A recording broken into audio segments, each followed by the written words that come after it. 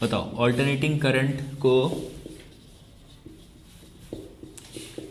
कैसे डिफाइन करोगे, बोलो। और डीसी और एसी पता है ना? डीसी क्या होता है, एसी क्या होता है? ये एसी है। डीसी जो बैटरी से करंट मिलता है उसे एसी कहते, डीसी कहते हैं, और जो हमारे घरों में जो होता है उसको एसी कहते हैं। अब देखो इसमें हमें क्या लिखना है, डेफिनेशन देखो। The current whose magnitude and direction changes with respect to time। Suppose कीजिए कि ये जो करंट है कुछ इस तरीके से वैरी कर रहा है। एसी में रिप्रेजेंटेशन सर्किट का कुछ इस तरीके से किया जाता है, ये होता है एसी। बाहर की सर्किट है ये एक रेजिस्टेंस के साथ कनेक्टेड है ना। एसी में क्या होता है, जैसे जैसे टाइम की वैल्यू चेंज होगी, टाइम बढ़ता जाता है, करंट की वैल्यू बढ़ती जाती है। देख रहे हो, करंट की वैल्यू मैक्सिमम हो गई, ठीक है। और इस मैक्सिमम करंट को हम क्या कहते हैं, पीक वैल्यू ऑफ करंट, ठीक है, पीक वैल्यू ऑफ करंट। फिर टाइम की वैल्यू और बढ़ती है, फिर करंट की वैल्यू घटनी शुरू हो जाती है। समझ रहे हो, इस पॉइंट पे आने के बाद करंट की वैल्यू 0 हो जाती है, ठीक है। तो जैसे जैसे टाइम चेंज हो रहा है करंट की वैल्यू मैक्सिमम हो रही है, फिर 0 हो रही है, फिर देखो और टाइम की वैल्यू बढ़ेगी तो वो नेगेटिव में भी करंट जाता है। समझ में आ रही है बातें? कहने का मतलब एसी में क्या होता है, ये प्लस है ये माइनस है, ये करंट इस तरीके से एक बार ऐसे जाएगा, अगले ही पल ये प्लस और ये माइनस हो जाता है और करंट की वैल्यू फिर इधर हो जाएगी। ये 1 सेकंड में 50 टाइम्स ऑसिलेट होता है इंडिया के अकॉर्डिंग, ये 50 हर्ट्ज की फ्रीक्वेंसी है। आगे बात समझ में? यूएस के लिए 60 हर्ट्ज है। तो जिसका डायरेक्शन और मैग्नीट्यूड दोनों टाइम के अकॉर्डिंग चेंज हो उसको कहते हो एसी। डीसी के केस में क्या होता है, जैसे डीसी हमने ऐसे कनेक्ट कर दिया ना, अब यहाँ पर ये पॉजिटिव है और ये नेगेटिव है, तो करंट का डायरेक्शन एक ही और हुआ है। समझ में आ रही है बात है? यहाँ पॉजिटिव से निकलने के बाद नेगेटिव की ओर, वन डायरेक्शन में। इसमें आप कैसे रिप्रेजेंट करोगे, देखो टाइम की वैल्यू चाहे बढ़ती जाए, करंट क्या होगा, सेम ही रहेगा, कोई चेंज नहीं आने वाला। तो इस केस में हम इसके इंस्टेंटेनियस वैल्यू को रिप्रेजेंट करते हैं I0 sine omega T plus phi से। T is the time, omega is angular frequency, phi is the phase constant and this whole term is known as phase, ठीक है। Sign का use क्यों करते हैं, क्योंकि this wave is sinusoidal wave, sine का wave है। साइन में क्या होता है, मैक्सिमम होता है, 0 होता है, मिनिमम होता है, फिर 0 होता है, ठीक है ना। दैट्स वाई हम यूज करते हैं। This value is peak value है ना। This is instantaneous, particular time पे आपको उसकी वैल्यू दे देगा। समझ में आ रही है बातें? लेकिन ये फाई क्या रिप्रेजेंट करता है, देखो सपोज करो हमारे पास करंट की शुरुआत यहाँ से हो रही है, जब टाइम बिल्कुल 0 है वहाँ पे करंट भी 0 है। इस केस को हम क्या कहते हैं, यहाँ पर फाई की वैल्यू 0 है। अगले केस में देखो, जब टाइम की वैल्यू 0 है और करंट की वैल्यू मैक्सिमम है, यहाँ पर फाई की वैल्यू क्या होती है, plus pi by 2। Got it? अब देखो यहाँ पर जब टाइम 0 है, करंट की वैल्यू नेगेटिव है, तो वहाँ पर माइनस पाई बाय 2, ठीक है। समझ में आ रही है? इसका क्या मतलब हुआ, ये पाई बाय 2 पीछे से इनिशिएट हो रहा है तो प्लस पाई बाय 2। इसका क्या मतलब हुआ, पाई बाय 2 आगे से इनिशिएट हो रहा है, इस पॉइंट से इनिशिएट हो रहा है, इसलिए माइनस पाई बाय 2, ठीक है। आगे बात समझ में? ओके, ये है आपका ऑल्टरनेटिंग करंट। इसी के अंदर कुछ और भी करंट्स पढ़ने हैं, जैसे कि आपके पास है एवरेज वैल्यू ऑफ एसी,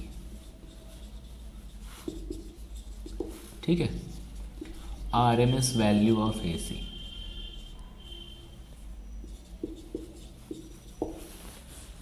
इनके बारे में हम लोग पढ़ने वाले। देखो जब करंट ऑसिलेट हो रहा है तो ईएमएफ भी ऑसिलेट होगा। देखो V is equals to I R पढ़े हो ना आप लोग। V क्या होता है, वोल्टेज, ये करंट, ये रेजिस्टेंस। अगर वोल्टेज होगा तभी तो करंट मिलेगा आपको।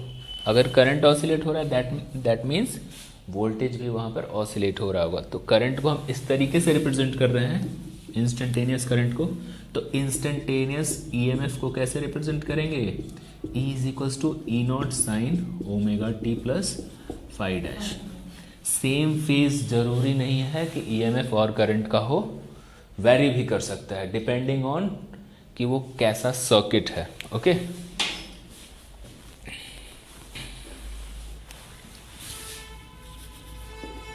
एवरेज वैल्यू ऑफ AC क्या होता है? ये डिफाइन कर दे रहा हूं, that value of steady current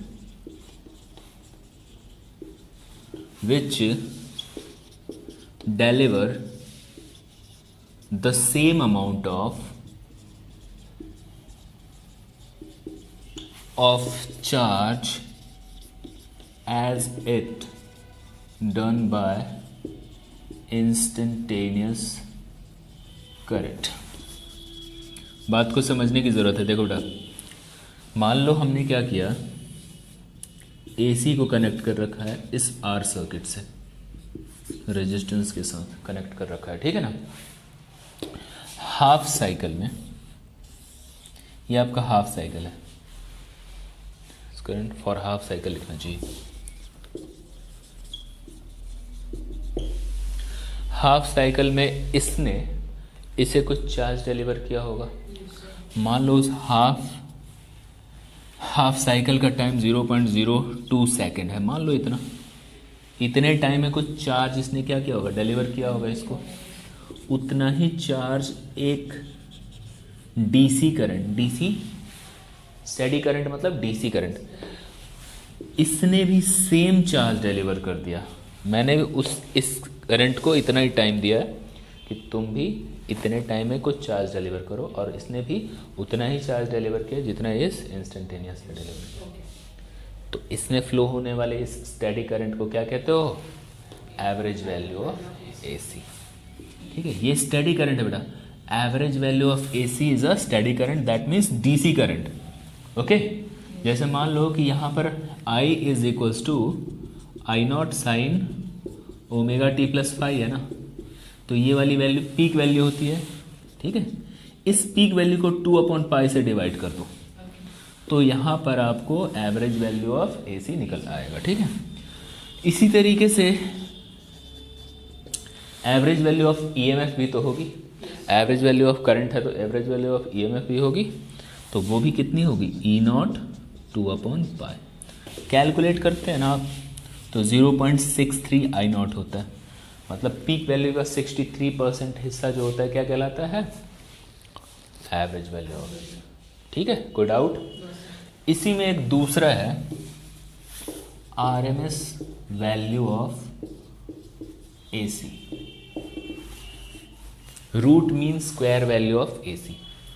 देखो यहाँ पर मैंने क्या लिखा है? That value of steady current which deliver the same amount of charge as it done by instantaneous current for half cycle.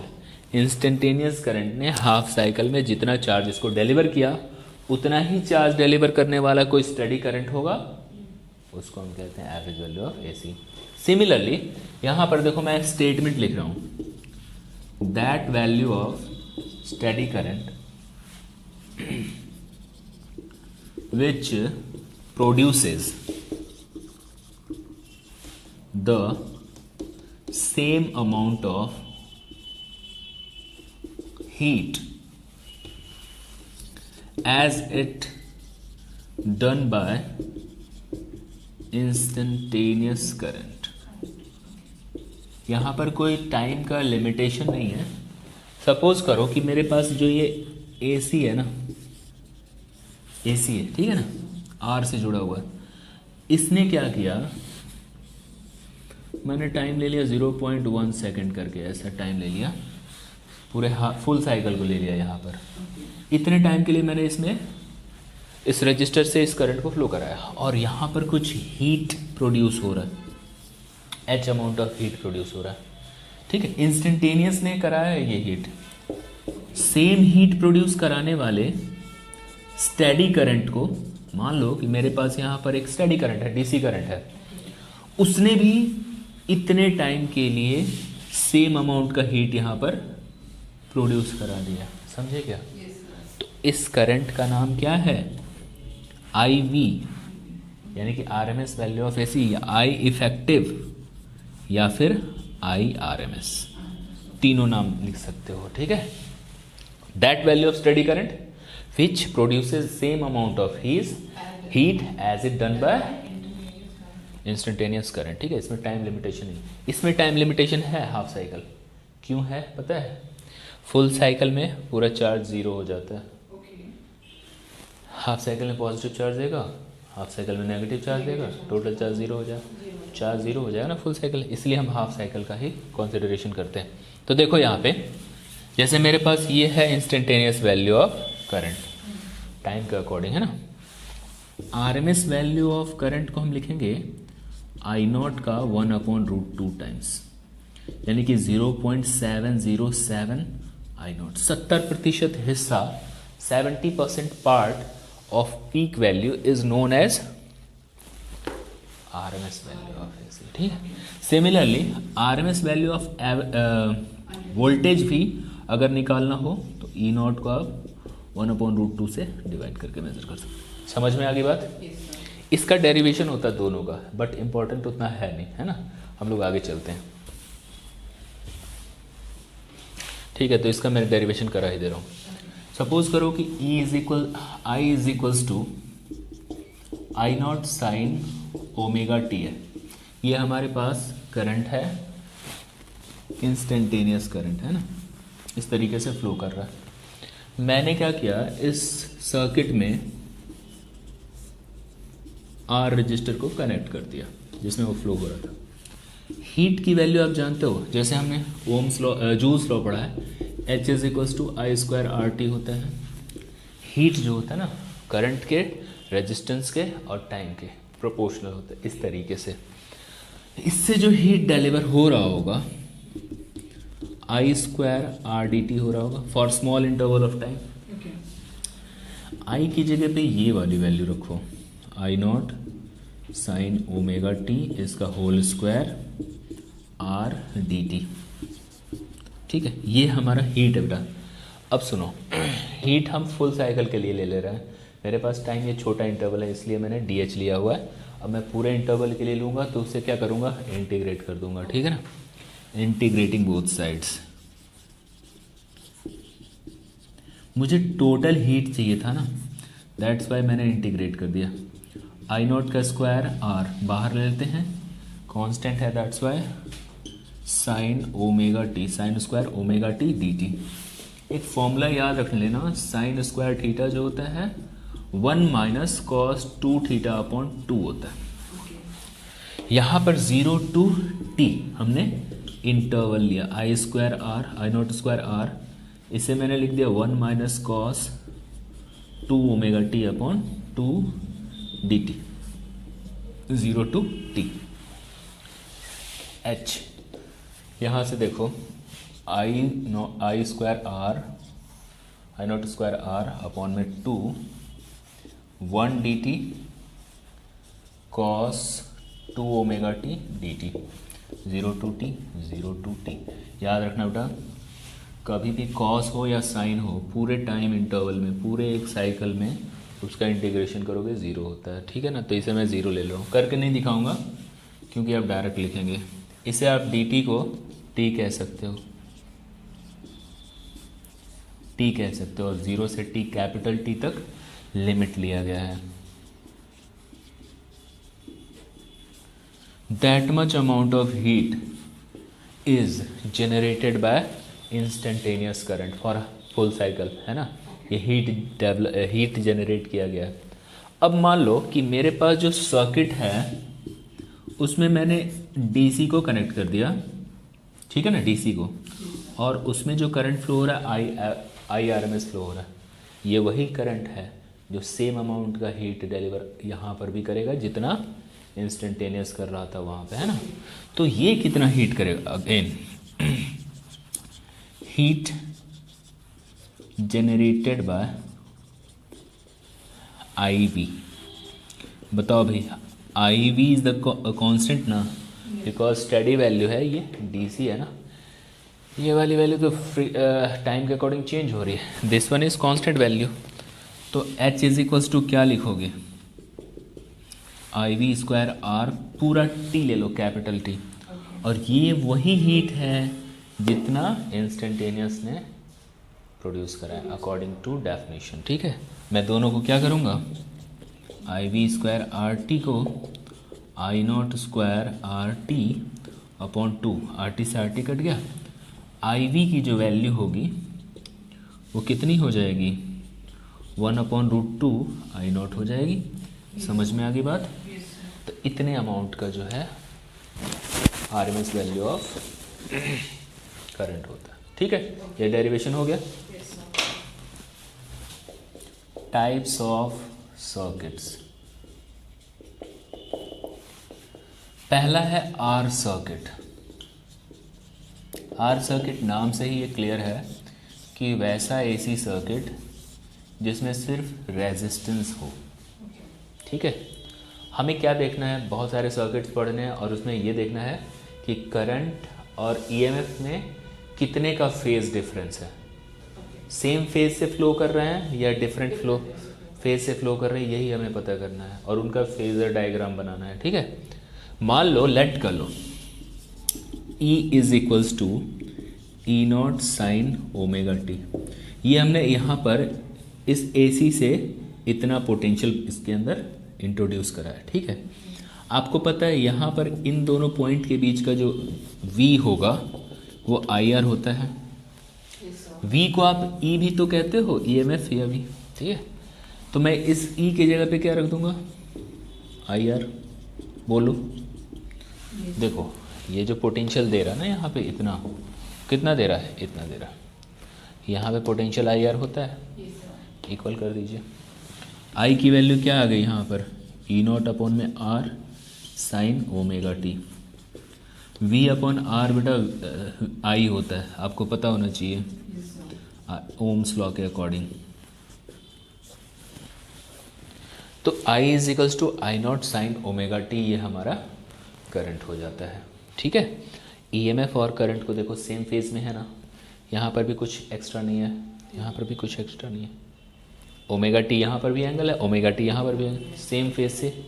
But एक बात याद रखो, तुमने जो ये वाली वैल्यू ली है ई नॉट अपॉन में आर, जिसको आपने आई नॉट अज्यूम किया है, ओम्स लॉ बेटा, V is equal to I R जो फॉर्मूला है। ठीक है, तो यहाँ ईएमएफ क्या है, उसका एम्पलीट्यूड बड़ा होगा करंट से। कैसे, कि जब करंट के अंदर R मल्टीप्लाई करते हो ना, तब जाके E नॉट मिलता है, यानी कि हमारे पास करंट का एम्पलीट्यूड छोटा है। ठीक है, अगर मैं इसका डायग्राम बनाऊं, EMF का भी 0 से ही शुरू हो रहा है, यहाँ पर भी कुछ नहीं है, सॉरी यहाँ पर भी कुछ नहीं है, फेज कांस्टेंट।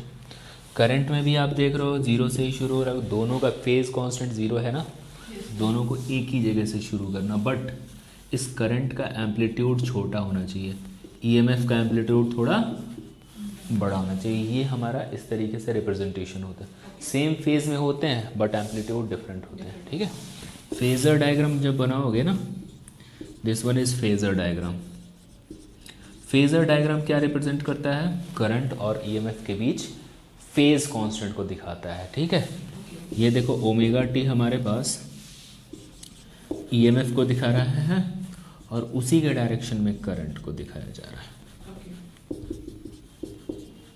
सो सिंपल, ये फेजर डायग्राम होता है जो हमारे पास आर सर्किट के अंदर होता है। अब दूसरा सर्किट है बेटा सी सर्किट। सी सर्किट, सी से ये क्लियर है, कैपेसिटेंस सर्किट। सपोज करो फिर से वही हमने इंट्रोड्यूस किया E is equal to E not sine omega T इसके अंदर। ठीक है, आपने पढ़ा हुआ है Q is equal to C V capacitor के अंदर, यानी V is equal to Q upon C, यानी कि पोटेंशियल यहाँ पर कितना होगा, Q अपॉन सी होगा। मैं इसकी जगह पे Q अपॉन सी लिख दे रहा हूँ। मुझे सब कुछ वही करना है, करंट और ईएमएफ के बीच क्या निकालना है, फेज कांस्टेंट, फेज डिफरेंस जो निकालना है, ठीक। ई नॉट साइन ओमेगा टी, ये सी से मल्टीप्लाई कर दीजिए ई नॉट को साइन ओमेगा टी, ठीक है, क्यू। मैं अगर इसे डिफ्रेंशिएट करूं D Q upon D T कर दूं, ठीक है, तो मुझे करंट निकल जाएगा ना, करंट निकल के आ जाएगा, rate of change of charge is equals to current D Q upon D T. तो मैं करंट ही तो निकालने जा रहा हूँ, ई नॉट और सी को बाहर ले लो, कांस्टेंट है, दैट्स वाई साइन का इंटीग्रेशन देता कॉस ओमेगा टी होता है, और याद रखना, सॉरी डिफ्रेंशिएशन, और याद रखना जब भी नहीं सही तो है, प्लस का होता है, इंटीग्रेशन नेगेटिव होता है, डिफ्रेंशिएट करते तो साइन का डिफ्रेंशिएशन कॉस हो गया, और यहाँ ओमेगा से आपने मल्टीप्लाई कर देना, ठीक है।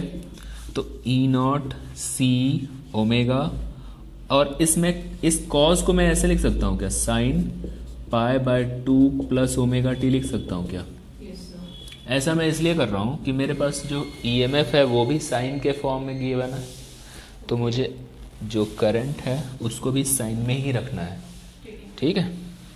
मैं इसे थोड़ा बहुत चेंज कर रहा हूँ, 1 अपॉन ओमेगा सी लिख दे रहा हूँ।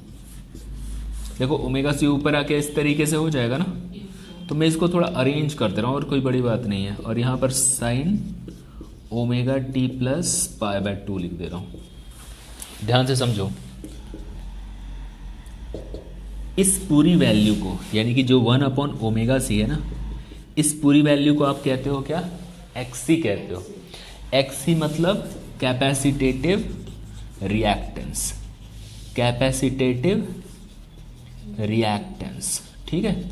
और इसकी जो वैल्यू होती, इसका जो एसआई यूनिट होता है ओम होता है, बिकॉज ये एक रेजिस्टेंस है, किसका, कैपेसिटर का रेजिस्टेंस है। जब कैपेसिटर में एसी करंट फ्लो हो उस समय जो रेजिस्टेंस वो प्रोवाइड करेगा वो 1 अपॉन ओमेगा सी यानी एक्सी होता है।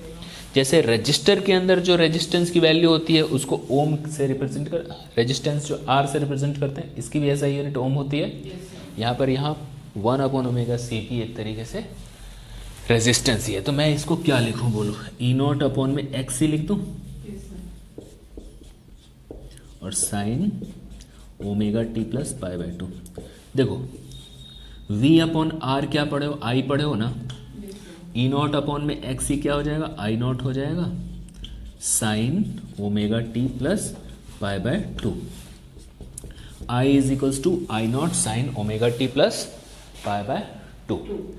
ये देखो करंट और ईएमएफ में क्या डिफरेंस लग रहा है तुम्हें, इसमें ओमेगा टी ही है, बस फेज कांस्टेंट 0 है, इसमें omega T plus pi by 2 है। मतलब यहाँ पर फेज कांस्टेंट कितना ज़्यादा है, पाई बाय 2 ज़्यादा है, यानी करंट यहाँ लीड कर रहा है ईएमएफ से, कितना लीड कर रहा है, पाई बाय 2 लीड कर रहा है, ठीक है। तो मैं इसको अगर डायग्राम में शो करूँ तो देखो कैसे शो करता हूँ।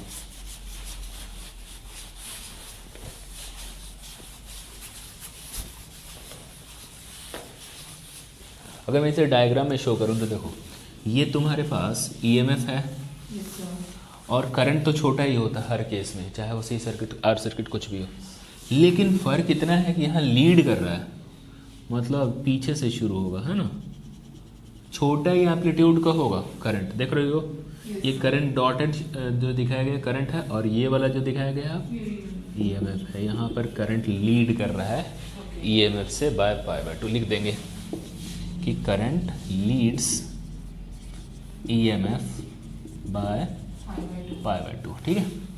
सुनो, फेजर डायग्राम बना लो। फेजर डायग्राम में देखो ये हमारा ओमेगा टी है, और यहाँ 90 ज़्यादा कर देना करंट को। करंट छोटे एम्पलीट्यूड का ही होता है, बट यहाँ पर इस करंट को 90 मोर शो किया जाता है। क्लियर होगी बात? ये भी हमारा एक सर्किट ही है, सी सर्किट, ठीक है।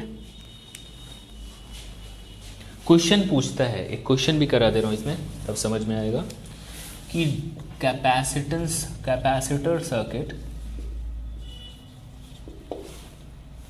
Do not allow DC, direct current को अलाउ ही नहीं करता है वो। क्यों नहीं करता है? डायरेक्ट करंट अगर इसमें पास करे ना तो ये ब्लॉक कर देता है,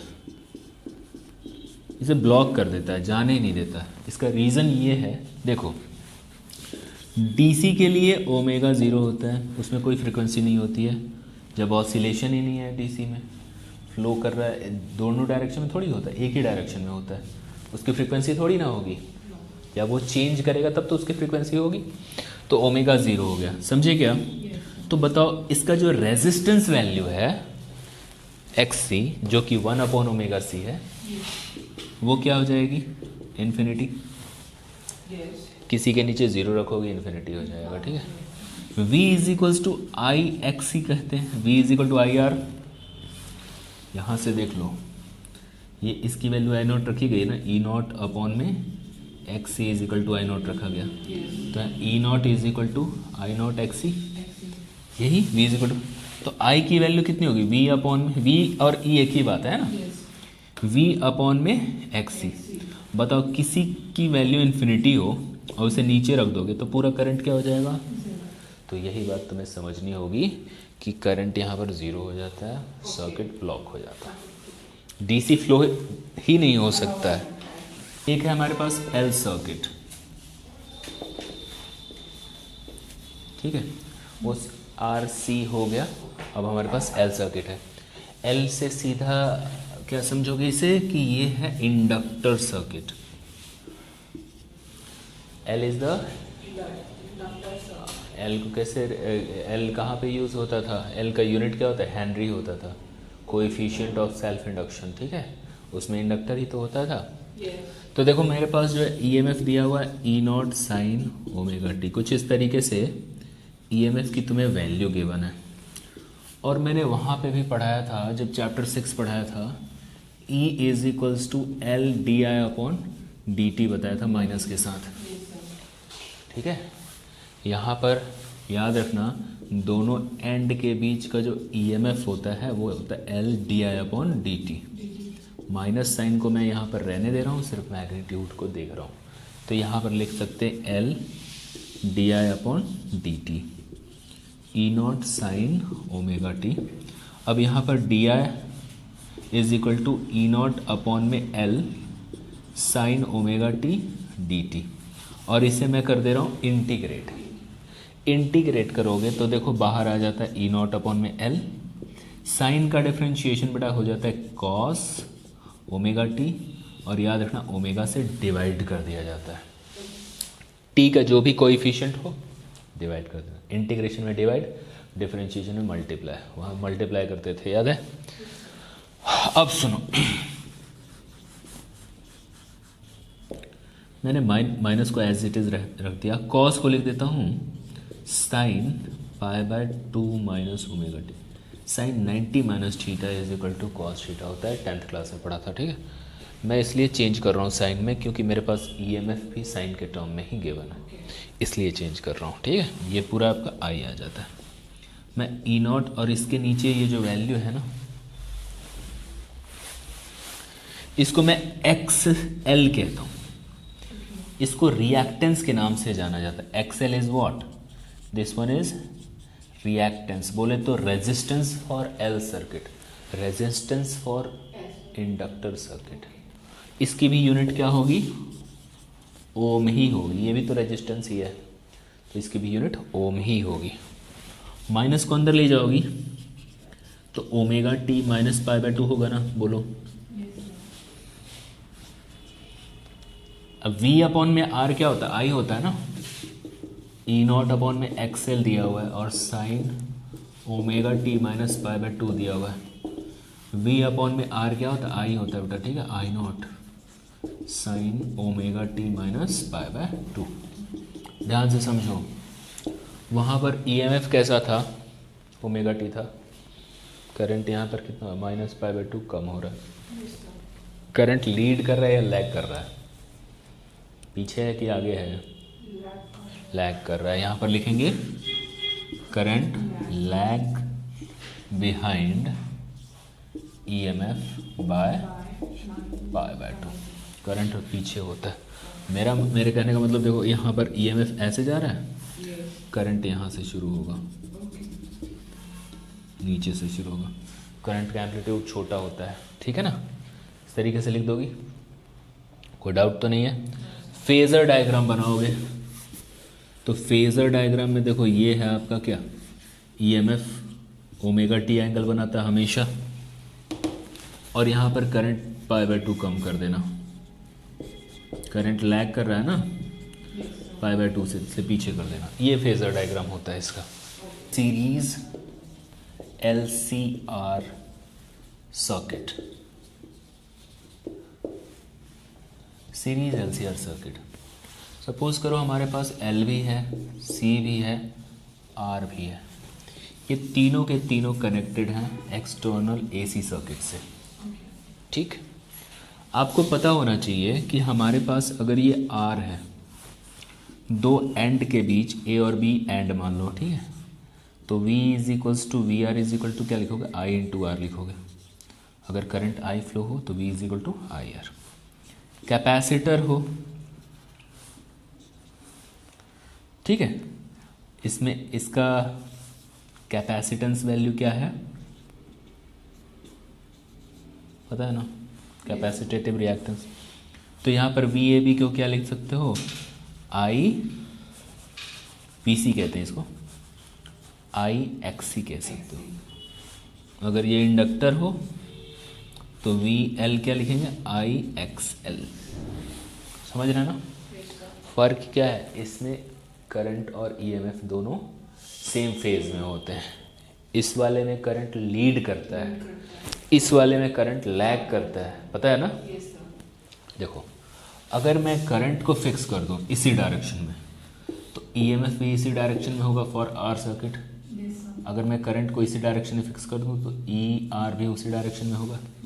सिमिलरली मैं अगर इस वाले के लिए करंट को फिक्स कर दूं तो यहाँ पर EMF को क्या होना पड़ेगा, लैग करना पड़ेगा, क्योंकि करंट लीड करता है ना, EMF तो नीचे ही होगा, यहाँ पे करंट लीड कर रहा है, देखो 90 ज़्यादा है 90 कम है, तो EMF EC जो होगा यहाँ पर कम होता है। मैं करंट को फिक्स कर रहा हूँ, ठीक है ना, तीनों केसेस में, और यहाँ पर क्या लिख दोगी, 90 ज़्यादा EL, गॉट इट। इन तीनों को एक ही सर्किट में लिखते हैं, आ जाओ। केस फर्स्ट, मान लेते हैं कि VL ज़्यादा है VC से। देखिए इस डायरेक्शन में करंट है ओमेगा टी और इसी डायरेक्शन में VR भी है।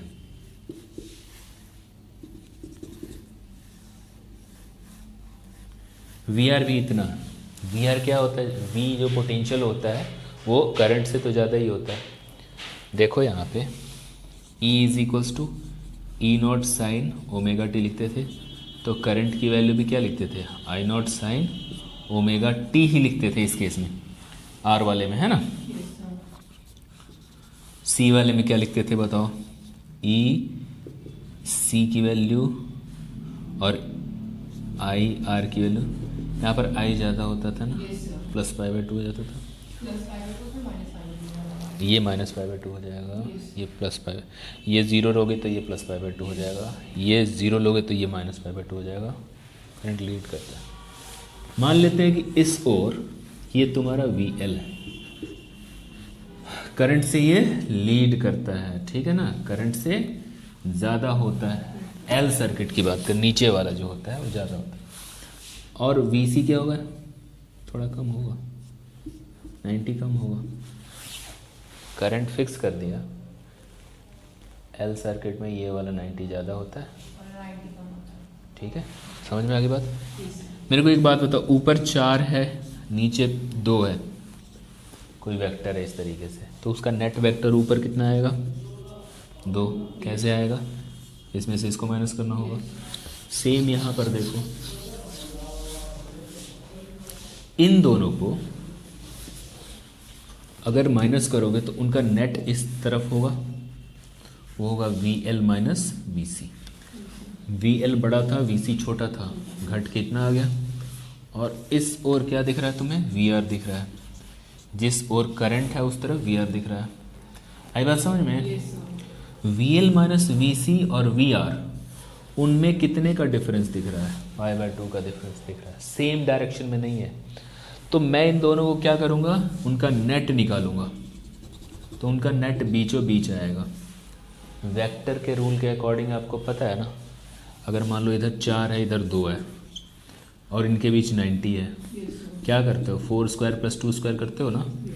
वैसे ही अगर तुम यहाँ वी एल माइनस वी सी को देख रही हो, इधर वी आर को देख रही हो, बीचों बीच क्या होगा, वी नेट होगा ना। वी नेट किसका, तीनों को मिलाने के बाद, है ना। कैसे निकलेगा, वी आर स्क्वायर फिर V L minus V C square.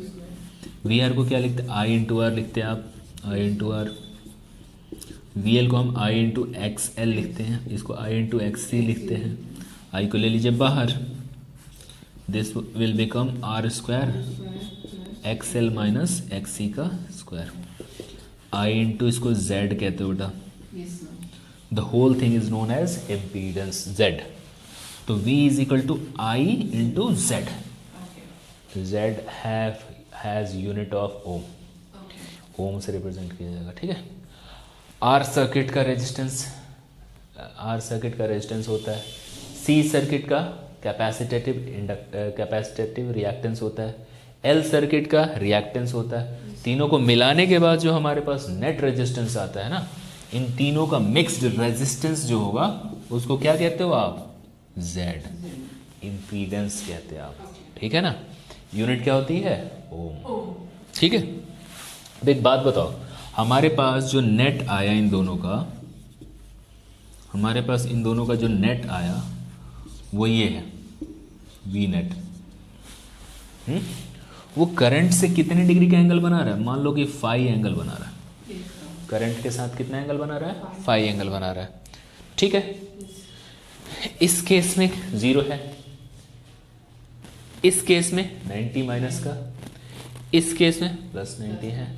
यहाँ पर V फाई बना रहा है, कोई एक 90 या माइनस 90 नहीं बना रहा है। तो फाई को निकालना हो तो कैसे निकालोगे, देखो ये VL माइनस VC है, इधर भी VL माइनस VC होगा, इतना, दैट मच, और नीचे में VR दिख रहा है। तो मैं अगर लिखूं tan phi is equal to this upon this, perpendicular upon base लिख सकते हैं ना। तो VL माइनस VC को VR से डिवाइड कर दो। क्लियर हो रही है बातें, ओके। तो मैं ऊपर यहाँ पे लिख दे रहा हूँ, है ना। तो tan phi की वैल्यू क्या आ गई, आई एक्स एल माइनस आई एक्स सी अपॉन में आई आर, आई से आई हटा दो, x L minus X C upon में आर, ये हमारा tan phi है। तो phi की वैल्यू क्या होगी, tan inverse X L minus X C upon R. मेरे कहने का क्या मतलब है, तीनों को मिलाने के बाद जो रेजिस्टेंस मिला वो तो इम्पीडेंस कहलाएगा, है ना। और तीनों के मिलाने के बाद जो EMF आया वो करंट से कितना लीड करेगा या लैग करेगा, वो इतना। मैंने केस फर्स्ट लिया है जब VL को VC से बड़ा दिखाया है। इस केस में VL बड़ा दिखाया गया है और VC छोटा दिखाया गया है। अगले केस में अगर तुम लिखना चाहोगी VC बड़ा, तो VC को तुम बड़ा दिखा देना और VL को छोटा दिखा देना, वो केस 2 हो जाएगा। लेकिन हमें अलग अलग केसेस नहीं लेने हैं, अलग अलग केसेस नहीं लेने हैं, ठीक है। तरीके समझ में आ गई बात। चलो तो हम एक आधे क्वेश्चन कर लेते हैं और अच्छे समझ में आ जाएगा। Suppose we have LR circuit, C नहीं है इसमें, ठीक है ना। I की वैल्यू दे रखी है 1 एम्पियर, EMF की वैल्यू दे रखी है 10 वोल्ट। देखो जब भी तुम्हें कुछ ऐसा स्पेसिफाई ना कर रखा हो, करंट और EMF AC पढ़ते हुए, उस समय समझना कि ये जो दोनों वैल्यूज़ हैं ना RMS वैल्यूज़ हैं इनकी, समझे क्या। ये IV है और ये EV है, समझ में आ गई बात। ये गिवन है उस सर्किट में, और ये भी कह रहा है कि जो angle between E and I is π/3 60 degree का एंगल बन रहा है दोनों के बीच। और find XC, XL and R, ये दोनों वैल्यूज आप पता करके दिखाइए। चलो देख लेते हैं। L भी है, R भी है, और ये हमारा सर्किट है। L है, R है। मेरे को एक बात बताओ, V = IR पढ़े हो ना? IR के बदले यहाँ पर क्या लिख देंगे? Z लिख देंगे, बिकॉज ये बन चुका है क्या? LCR सर्किट, जिसमें C नहीं है तो LR सर्किट कहेंगे। चलो, V की जगह पे 10 रखिए, I की जगह 1 रखिए, और Z की जगह पे क्या रखोगे? R² plus XL minus XC का स्क्वायर।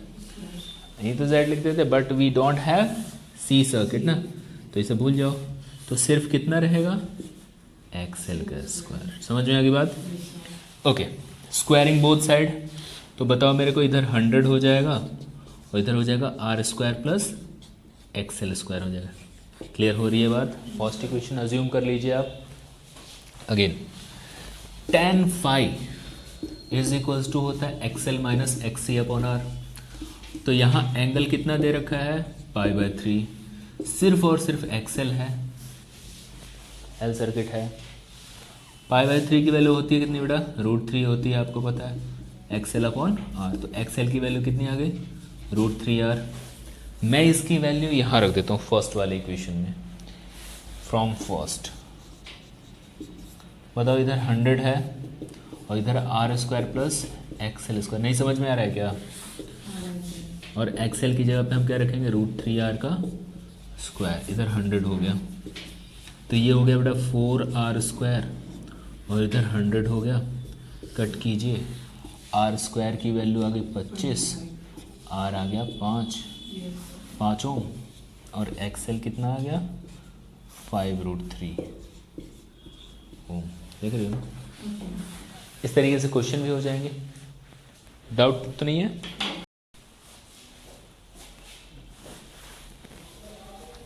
देखो, बात करते हैं हम लोग resonance in LCR। Resonance in LCR ये एक कंडीशन होता है। मान लो हमारे पास LCR सर्किट है और इसको आपने क्या किया? एक्सटर्नल एक AC से कनेक्ट कर रखा है। तो रेजोनेंस क्या होता है? जब इस सर्किट में मैक्सिमम करंट फ्लो कर रहा होता है, उस कंडीशन का नाम है रेजोनेंस। आई बात समझ में? It is the condition when max current flows through series LCR। ठीक है, एक बात बताओ, V = IZ पढ़ा हुआ है आपने, तो यहाँ से I की वैल्यू क्या होगी? V/Z। हमें I चाहिए मैक्सिमम, तो for max I Z should be least. नहीं समझे? Z कम होगा तभी तो I मैक्सिमम होगा, इनवर्सली प्रोपोर्शनल है। तो बताओ Z वैसे है क्या? R² XL माइनस XC का स्क्वायर ही तो है, ये तो Z है। अब देखो, Z मिनिमम तभी हो सकता है ना जब ये वाली वैल्यू 0 हो। कभी भी याद रखना, स्क्वायर के हमेशा मिनिमम वैल्यू 0 होती है। नेगेटिव में तो हो नहीं सकती मिनिमम, स्क्वायर है क्योंकि। तो Z मिनिमम के लिए XL और XC को क्या होना पड़ेगा? इक्वल होना पड़ेगा। समझे? तो कट जाएंगे ये, तो पूरे Z की वैल्यू कितनी आ जाएगी? R के इक्वल आ जाएगी। तो याद रखना, XL की वैल्यू कितनी होती है? ω/L, और इसकी वैल्यू ω/C। तो ω² = 1/LC √LC 2πf 1/√LC। समझ में आ रही है बात? तो ये वाली जो वैल्यू होगी 1/2π LC। तो ये है रेजोनेंस फ्रीक्वेंसी। रेजोनेंट फ्रीक्वेंसी ये होती है ये फ्रीक्वेंसी जब फ्लो होती है उस सर्किट में एलसीआर में तो मैक्सिमम करंट फ्लो होता है, और उस समय जो उस पूरे सर्किट का रेजिस्टेंस होता है वो किसके इक्वल होता है? आर के इक्वल होता है। ठीक है, कोई डाउट है? ये है सीरीज एलसीआर सर्किट के अंदर resonance. Average power in AC. सुनो, मुझे नहीं पता कि वो कौन सा सर्किट है, एल है, सी है, आर है, मेरे को नहीं पता। मैंने अज्यूम किया E is equals to E not sine omega T, और I is equal to assume किया I not sine omega T plus phi, ऐसा मान लिया। अब अगर ये आर सर्किट होगा तो फाई क्या होगा? 0। एल होगा तो माइनस का पाई बाय 2, सी सर्किट होगा तो प्लस पाई बाय 2। मुझे नहीं पता अभी क्या है, तो मैंने ऐसे सबका एक साथ ही अज्यूम करके ले लिया। ठीक है ना। पावर क्या होता है बेटा? वर्क अपॉन में टाइम, पता है आपको? आई इंटू वी पढ़े हो आप लोग, power is equal to I into V.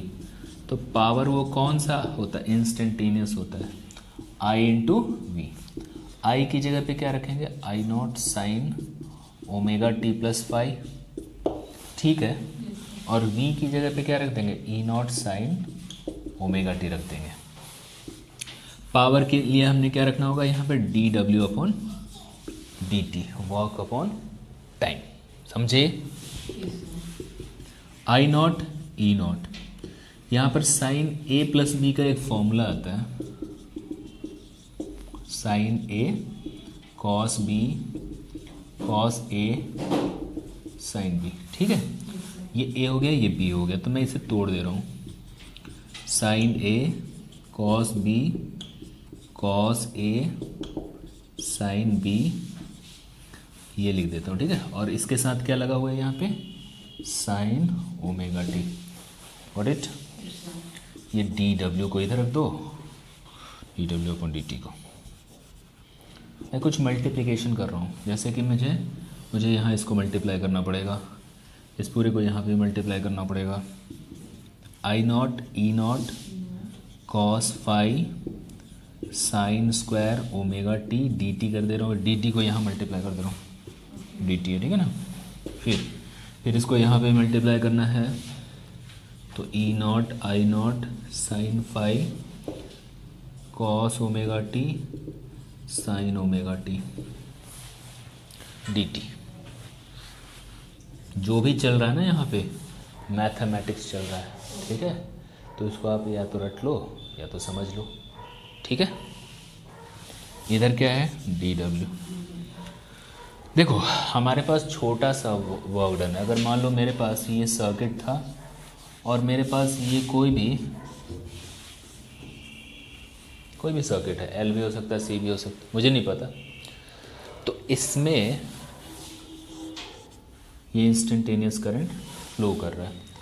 तो अगर मेरे पास छोटा सा वर्क डन है, मुझे इसे बढ़ाना है, तो क्या करूँगा? इंटीग्रेट कर दूंगा ना। तो मैं क्या करता हूँ यहाँ पे? Integrating both sides. इंटीग्रेशन का क्या मतलब होता है? समेशन, जोड़ना, जोड़ा जा रहा है। डी डब्ल्यू को इंटीग्रेट कर रहा हूँ, ई नॉट आई नॉट को भी बाहर ले रहे हैं, कॉस फाई को भी बाहर ले रहे हैं, sign square omega T D T, इसको 0 से लेकर टी तक मैं वो कर रहा हूँ, लिमिट ले रहा हूँ, पूरे एक टाइम इंटरवल के लिए, फुल साइकिल के लिए ले रहा हूँ, ठीक है। इधर भी देखो, E not I not upon 2 sine phi, और ये 2 sine omega T cos omega T D T कर दे रहा हूँ। 2 से ऊपर नीचे मल्टीप्लाई कर दिया मैंने। ऐसा क्यों कर रहा हूँ, उसके पीछे रीज़न क्या है, मैं सब बताता हूँ आपको। देखो मैं इसको थोड़ा मिटा ही दे रहा हूँ ऊपर से।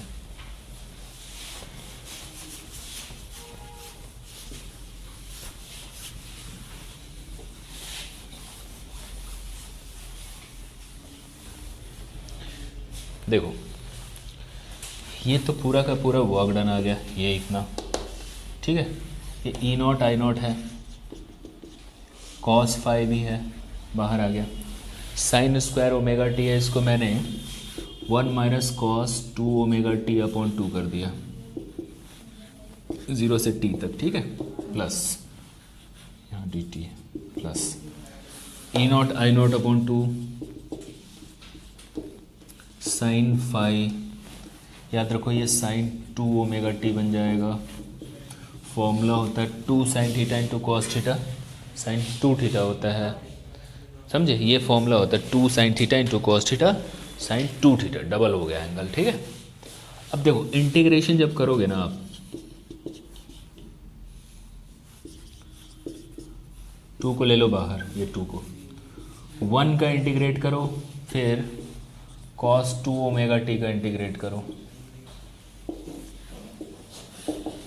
ई not I not upon 2 sine phi sine 2 omega T D T, 0 से लेकर, देखो ये वाली वैल्यू 0 हो जाएगी बेटा, ये वाली वैल्यू 0 हो जाएगी। मैंने बताया था आपको साइन हो या कॉस हो, पूरे एक फुल साइकिल के लिए ये 0 हो जाती है वैल्यू।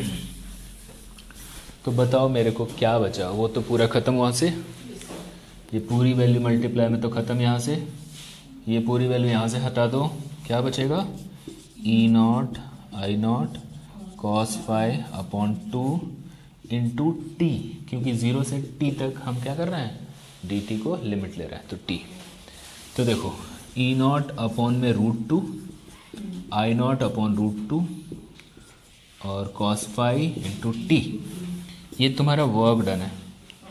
अगर तुमसे पावर पूछा जाए तो क्या करोगे, वर्क को टाइम से डिवाइड करोगी, जैसे इस पूरे को t से डिवाइड करोगे t कट जाएगा, तो क्या बचेगा, E V I V cos phi, this will become I V, this will become मतलब R M S value of E M F, R M S value of current हो गया। देखो power हमारे पास क्या आ गया, E V I V cos phi. मेरे को एक बात बताइए, ये फाई तो एंगल है ना, angle between E M F और करंट ही तो है। अगर वो आर सर्किट है, आर सर्किट के लिए फाई क्या होता है, 0 होता है ना, तो बताओ पावर क्या होगा, E V I V cos 0, cos 0 1 होता है बेटा, तो ये हो जाएगा E V I V, power तुम्हारा ये हो जाएगा। लेकिन सी सर्किट हुआ या एल सर्किट हुआ, सी सर्किट या एल सर्किट, तो फाई की वैल्यू या तो प्लस की पाई बाय 2 या तो माइनस की पाई बाय 2 हो जाएगी। तो उस केस में बताओ कॉस पाई बाय 2 हो या माइनस पाई बाय 2, 0 होता है। पाई बाय 2 प्लस का या माइनस का रखोगे तो 0 होता है। तो याद रखना पावर एवरेज इस केस में क्या होता है, 0 for L and C circuit, for R circuit it is maximum, ठीक है। क्या होगा जब सीरीज एलसीआर सर्किट होगा तब, तो उस केस में एक बात बताओ, tan फाई की वैल्यू क्या पढ़े आप, एक्सएल माइनस एक्सी अपॉन में आर, सपोज करो ये फाई है ना, तो ये हो जाएगा आपका परपेंडिकुलर और ये हो जाएगा बेस, एक्सएल माइनस एक्सी हो जाएगा परपेंडिकुलर और ये हो जाएगा बेस, तो हाइपोटेनियस क्या हो जाएगा, R square plus XL minus XC का स्क्वायर।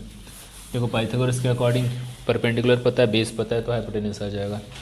यहाँ से कॉस फाई की वैल्यू क्या लिख सकते हो बताओ, बेस अपॉन हाइपोटेनियस, यानी आर अपॉन में under root this R square plus XL minus XC का स्क्वायर, कहने का मतलब आर अपॉन में जेड हो जाता है cos phi for series LCR.